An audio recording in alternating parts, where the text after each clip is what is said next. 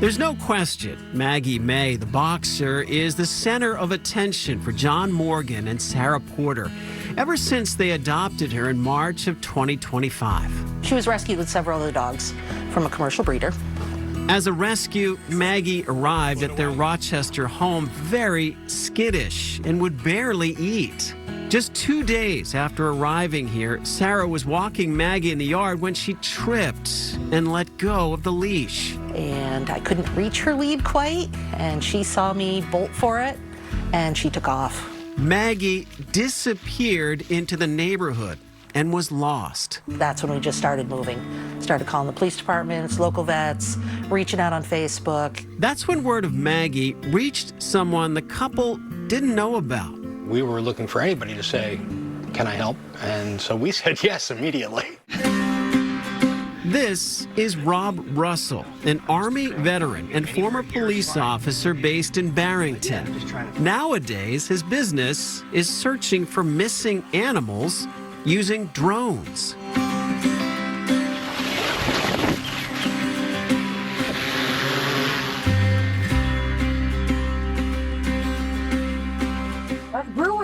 That's Brewer. Holy cow. I work purely on my reputation. I don't solicit anything, and my phone rings every day. A few years back, Rob started a business using a drone to inspect structures. When he was asked to look for a neighbor's missing dog, it worked. That's when his drone mission flew in a new direction. It just turned into this thing which I never imagined it would. She's got Piper. Hey, amazing job, guys. Amazing job. Eventually, I was driving hours to help people find animals. It just blew up.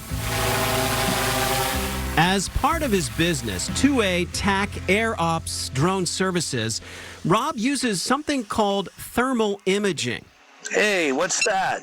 Using me as an example, you can see a normal view on the right and a thermal image on the left. Flying about 350 feet above, he's looking for bright white objects, even small animals that give off heat. I have seen as small as a little frog or a field mouse in exceptional conditions thermally. When the naked eye only sees countless trees, the thermal image stands out. Like this search in New York, where a dog had been missing for 3 days. I see a couple light spots out there, but I'm going to have to get closer to those to inspect them. That's her. Is that her? That's her. Yeah, that's her. Wow. That's her collar. That's her pink collar. Oh, boy. Oh, my God. We found her. Rob credits teamwork for finding many of these animals. In fact, once the drone finds the dog, Rob gives the owner a radio and bait. We call it stinky food.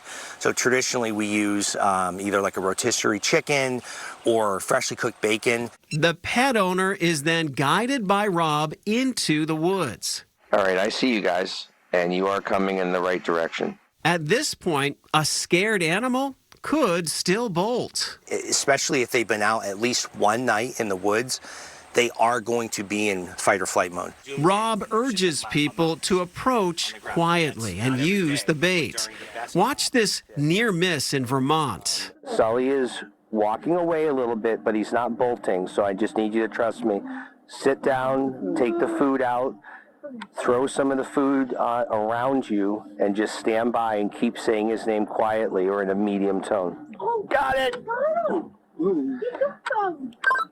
Well done, sir. We have him. Well done.